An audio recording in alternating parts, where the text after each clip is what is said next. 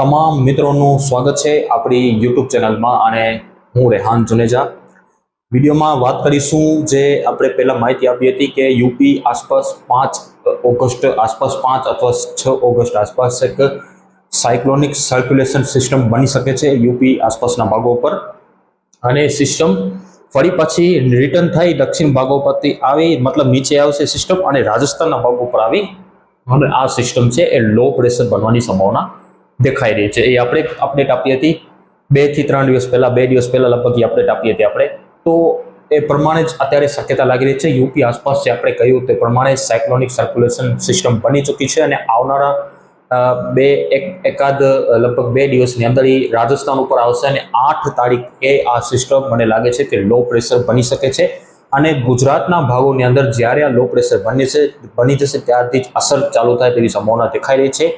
અત્યારે રાઉન્ડની વાત કરીએ તો 8 ઓગસ્ટથી લઈ અને 11 ઓગસ્ટ વચ્ચે વરસાદ જોવા મળી શકે છે જેમાં 9-10 ઓગસ્ટ આસપાસ થોડીક વધુ સંભાવના ઉત્તર ગુજરાત અને તેને લાગુ ગુજરાતના ભાગો પર લાગી રહી છે। તો કયા ભાગોની અંદર આ સિસ્ટમની સૌથી વધારે સંભાવના અસર જોવા મળી શકે છે તેની આ વિડીયોની અંદર વિગતવાર અપડેટ આપીશું। તો યુટ્યુબ ચેનલને સબસ્ક્રાઇબ ન કરી હોય તો યુટ્યુબ ચેનલ ટોપ ગુજરાતને હવામાનની રેગ્યુલર અને સચોટ અપડેટ આપી યુટ્યુબ ચેનલને સબસ્ક્રાઇબ કરી દેજો, સાથે સાથે વિડીયોને લાઈક આપી અને દરેક ગ્રુપમાં શેર કરી દેજો જેથી અન્ય મિત્રોને પણ આ માહિતી પહોંચી શકે અને અન્ય મિત્રો પણ આપણી ચેનલ સાથે જોડાઈ શકે।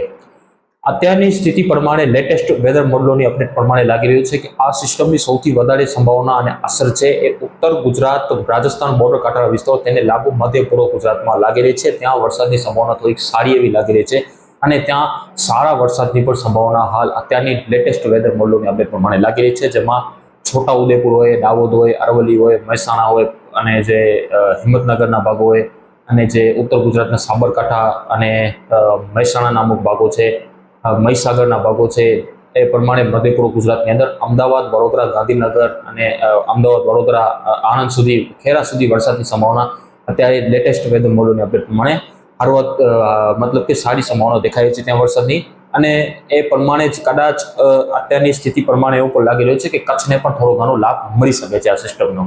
પણ અત્યારની સંભાવના અને સ્થિતિ પ્રમાણે લેટેસ્ટ વેધર મોડલની અપડેટ પ્રમાણે સૌરાષ્ટ્ર અને દક્ષિણ ગુજરાતની અંદર સિસ્ટમની અસર ઓછી થાય તેવી સંભાવના હાલ દેખાઈ રહી છે। સૌરાષ્ટ્રની ખાસ વાત કરી, દક્ષિણ ગુજરાતમાં એમાં વરસાદમાં આગળ જોઈએ છે, દક્ષિણ ગુજરાતમાં તો થોડો ઘણો વરસાદી લાભ છે મળતો જ હોય છે દર સિસ્ટમનો। કોઈ પણ સિસ્ટમ આવે ઉત્તરમાં જાય કે દક્ષિણમાં જાય દક્ષિણ ગુજરાતને વરસાદનો લાભ મળતો જ હોય છે। સૌરાષ્ટ્રની ખાસ વાત કરીએ તો સૌરાષ્ટ્રના ભાગોમાં મિત્રો હાલ કોઈ ખાસ વરસાદની સંભાવના 11-12 ઓગસ્ટ સુધી લાગતી નથી। આ રાઉન્ડની અંદર પણ સૌરાષ્ટ્રની અંદર અત્યારની અપડેટો પ્રમાણે કોઈ ખાસ વરસાદ જોવા મળે તેવી સંભાવના નથી। હા, એમાં ઝાપટારૂપી વરસાદની ગતિવિધિ જોવા મળી શકે છે આ તારીખોની અંદર જે રાઉન્ડ આવી રહ્યો છે એમાં મતલબ કે ઝાપટા પ્રમાણે વરસાદની ગતિવિધિ ઘણા ભાગોમાં જોવા મળશે જેમાં પછી દેવભૂમિ દ્વારકા હોય, જામનગર હોય, પોરબંદર હોય, આ તમામ વિસ્તાર પશ્ચિમના ભાગો છે, પશ્ચિમ કાંઠાના ભાગો છે, ત્યાં પણ ઝાપટાની સંભાવના સારી દેખાઈ રહી છે પણ કોઈ આપણે કહી શકીએ કે ભારે વરસાદની સંભાવના અત્યારે કોઈ આપણે નથી લાગતી।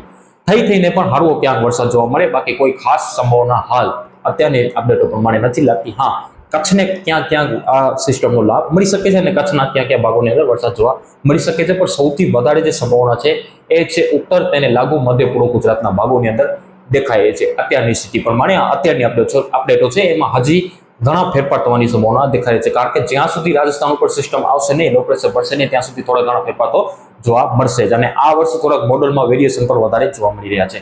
પાછલા વર્ષ કરતા આ વર્ષે મોડલનો અંદર મતલબ અંત સુધી આપણે ખબર ન પડે કે સિસ્ટમ આખરે જવાની ક્યાં છે અને ક્યાં વધુ વરસાદ જોવા મળશે। આખરે આ વર્ષે આપણે જોઈ લીધું છે કે ટ્રેક બાબતે અને વિસ્તાર બાબતે સોચી સમજીને માહિતી આપવી જોઈએ કારણ કે પછી એ પ્રમાણે થતું નથી તો પછી આપણા ઉપર બધું આવી જાય કે આપણે તમે માહિતી આપતા તે પ્રમાણે થયું નહીં પણ એમાં આપણો વાંક નથી હોતો, આપણે માહિતી આપીએ છીએ ખરેખર મોડલ છે ગોતે ચડાવી દે છે તો એટલા માટે સોચી સમજીને શબ્દ કાઢવો પડે છે મોંમાંથી। મધ્યમથી ભારે એમાં પણ ઘણો બધો શબ્દ મતલબ કે એમાં પણ ઘણો બધો મિનિંગ આવે છે। ભારેથી અતિ ભારે એ શબ્દ તો મોંમાંથી કાઢી જ નાખવાનો હોય। હા, જ્યારે ફાઇનલ થઈ જાય કે આ સિસ્ટમ હવે બ્લોક થઈ ગઈ કે તમારે ત્યાં સિસ્ટમ આવવાની છે, નજીક આવી છે અને ભારેથી અતિ ભારે વરસાદ જોવા મળશે તો ત્યારે જ આપણે કહેવાનું કે હા હવે ભારેથી અતિ ભારે વરસાદ જોવા મળશે પણ ભારેથી અતિ ભારે શબ્દ કાઢો એ સોચી સમજીને કાઢવો જોઈએ કારણ કે પછી એ પ્રમાણે ન થાય તો પછી કોમેન્ટમાં થોડીક હેરાનગતિ આપણને જોવા મળે અને ખેડૂતોને કદાચ નુકસાન પણ જોવા મળતો હોય છે। તો અત્યારની સ્થિતિ પ્રમાણે આપણે ટૂંકો ને ટચ અત્યારની સ્થિતિ પ્રમાણે ઉત્તર તેને લાગુ મધ્ય પૂર્વ ગુજરાતની અંદર સૌથી વધારે સિસ્ટમને અસર જોવા મળી શકે છે. જો અપડેટમાં ક્યાંક ફેરફાર થશે તો તમને માહિતી આપવામાં આવશે.